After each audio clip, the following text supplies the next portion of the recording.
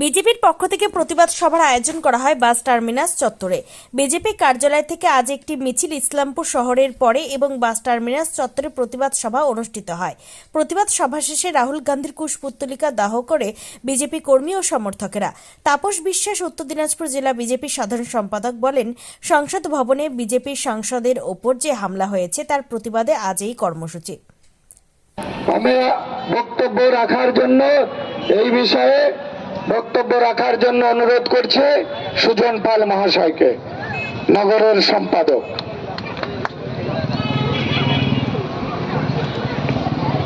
আজকের এই প্রতিবাদ সভায় উপস্থিত সকল ভারতীয় জনতা পার্টির নেতা এবং নেতৃত্বকে গৌরীক অভিনন্দন, এবং যারা আজকের এই প্রতিবাদ সভায় আমাদের মাইকের আওয়াজ যাদের পর্যন্ত পৌঁছচ্ছে তাদের প্রত্যেককে গৌরীক অভিনন্দন।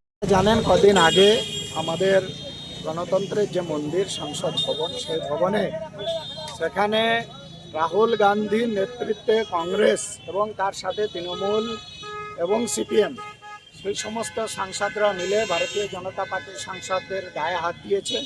আমাদের একজন সাংসদ, যিনি রাহুল গান্ধীর পিতৃ বয়সের সমতুল্য, আর তাকে ধাক্কা দিয়ে ফেলে দেওয়ার ফলে তার মাথায় আঘাত লাগে, সারেঙ্গি।